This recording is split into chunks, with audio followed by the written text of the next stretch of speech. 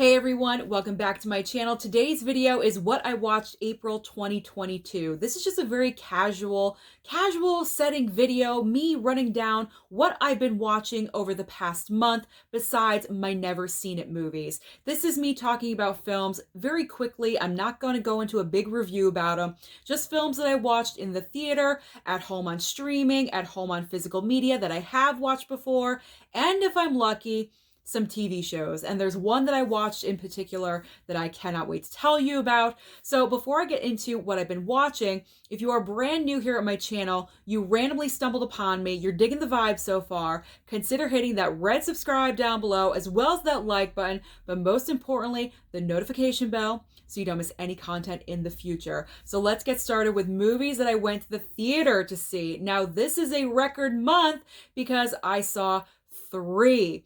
Usually I've been going once, if I'm lucky twice, but in April I went 3 times. Unfortunately, I started with Morbius.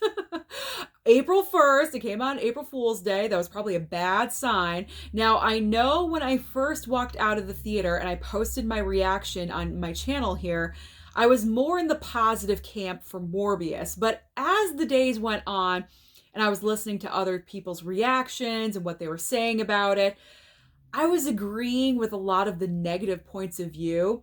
And then I thought to myself, why did I say something positive about Morbius like it wasn't that bad if I'm agreeing with all of these negative aspects of the film? And I just feel bad for Jared Leto because at this point, I just feel like he's Hollywood poison right now. He hasn't had a lot of successes over the past couple of movies with The Little Things, House of Gucci, now Morbius. You know, it's like a cloud that's following him right now.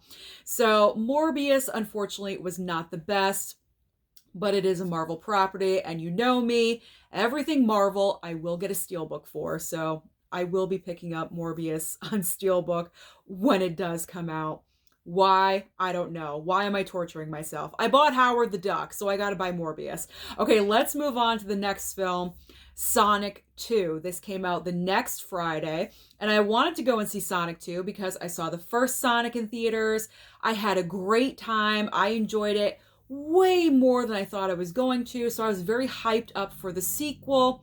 Now, I did go in Dolby again, like I did before, so it's the same exact viewing experience. However, I gotta say with Sonic 2, it was not as good as the first film, and I think that's because the first 2/3 of the movie, you have the side characters, the wedding of the sister-in-law. Like, we didn't need all of those side plots. Why don't you focus on Sonic, Dr. Robotnik, you have Tails, and oh, what's the other one? I forget. The red one. The new one, Idris Elba. I'm just going to say Idris Elba.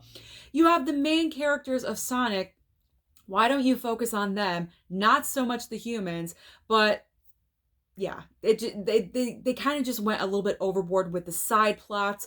So I did not enjoy this one as much as the first. However, I will say in the third act, they did redeem themselves and it was one heck of a finale. But the first half was like, are we getting somewhere? What are we doing? But I mean, it's making a bunch of money. And the steelbook is probably going to look awesome, so more than likely, I will be picking that one up in the future.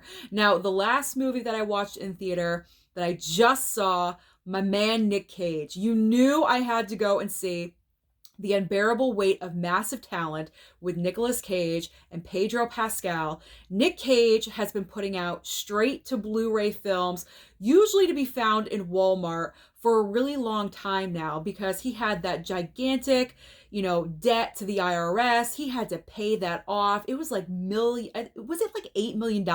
It was a lot of money. So that is the reason, the main reason of why Nick Cage has been just busting out movies over and over and over because he had a debt to pay off. Now, this is the first Nick Cage that's been in theaters, the first Nick Cage movie that's been in theaters in a while. And I definitely wanted to go and support him. I enjoyed this movie immensely. I gave it 4 out of 5 stars. Nicolas Cage is playing himself, and he does it in such a way. He knows he's making fun of himself, and that is the best part because you don't want someone that doesn't want to say something about themselves because they're self-conscious. He does not care. And him and Pedro Pascal have great bromance chemistry happening. And I would like to see more of it. Can I get a sequel, please? Like, can I please get a sequel? So, Unbearable Weight of Massive Talent is just a lot of fun. And I do recommend that you go and see well, maybe not Morbius, but go and see Sonic 2 and go and see Unbearable Weight of Massive Talent. That's probably my favorite of the three. My Nicolas Cage. He definitely served. Like, I was so thrilled with what he put out. Okay, next up, what have I been watching on streaming? I have a list, so I have to look at my list really quickly. Let's start off with Beetlejuice. Where did this come from? Very random. Well, I was on HBO Max and I randomly put on Beetlejuice because I wanted something quick. I usually, when I'm doing things and I'm working in my room, I'm, doing chores or I'm preparing things for YouTube, or I just want to relax for an hour and a half and watch something randomly, I'm usually always on HBO Max. So I randomly put on Beetlejuice. I think I was folding laundry, and it was just a great movie because I've seen it again and again. So it's not one of those films that I really need to pay attention to. So that's normally what I usually put on, are movies that I have seen over and over. So I didn't mind not really paying attention to it. So it was fun to revisit Beetlejuice. Michael Keaton is so iconic. I think I was just on the Batman train because he was my original Batman, Michael Keaton, but not the Batman. That is the next movie that I watched with the family when it debuted on HBO Max, April 18th, I believe. That's the day it came out. That night, I was ready. I regretted not seeing this movie again in theaters. I really wanted to, but my schedule did not allow me to do so. And I was excited to watch this with my mom and dad because they could not go to the theater with me. So it was a nice family experience and we enjoyed it. My mom highly enjoyed it. My dad was like in the middle with it. He was like, yeah, it was good, but it was a little long. I'm like, yeah, I know, but that's the best part, Dad. It's long. You never want it to end because it's so good. But pretty much we all enjoyed it. It was great watching it again. And next up, I think I was just riding on the Batman train because I watched Joker and The Dark Knight pretty much back to back. I was just feeling the Joker theme, I guess. I don't know, with Joker and then Heath Ledger's Joker in The Dark Knight. But again, I was doing things, I was putzing around my room, and you know what? Let's put on Joker. Let's put on The Dark Knight. So that is what I did. And it's always fun to revisit those. And then the one limited series, not even TV show, but limited series that I was able to watch this past month was The Dropout on Hulu. Hulu is becoming one of my favorite streaming services. I really enjoy HBO Max a lot. That's probably my favorite.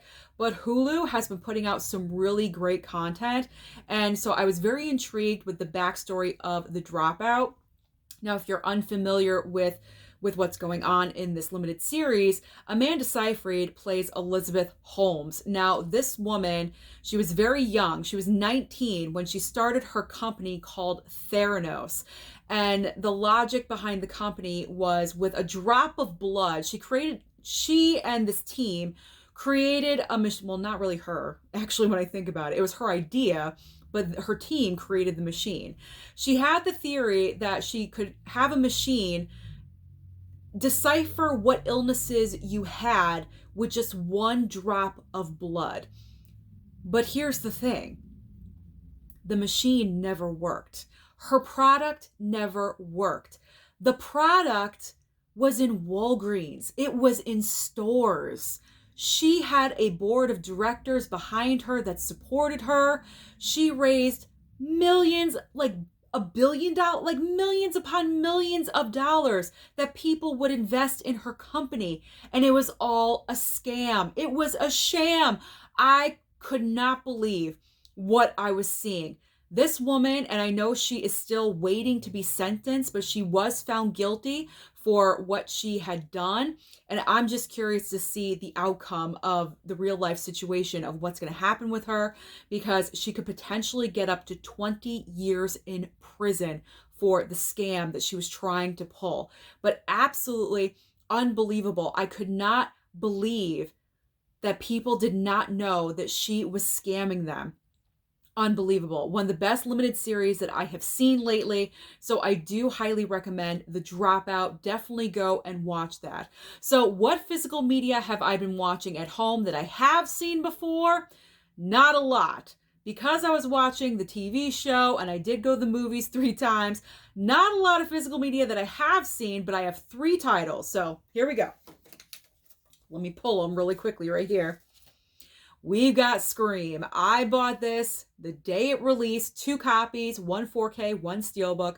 I have watched this, I think I said it before, 5, 6, maybe 7 times. I really enjoy it. Obviously, I really enjoy it. Watching it at home was a better experience than it was in the theater. I went to the theater to see it twice.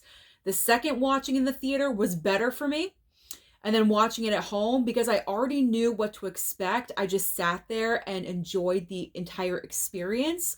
And that was the best time watching it, was at home. And I love the opening. I've said it once and I'll say it again. Second best opening of the Scream franchise. Absolutely love it. It's so, it gets you in the heart because Jenna Ortega is so vulnerable and you just want her to survive so badly. So yes, Scream 2022. Absolutely have seen it multiple times this month. And then because it was a new release and I did my new release review, Cabin in the Woods, because I have seen this title once before. I enjoyed it much better upon the rewatch, and I'm sure the more I watch it in the future, I will enjoy it just a little bit more. And then because the anniversary of its release in theaters was just the other day, April 26th, I missed it by 1 day. I watched it on April 27th.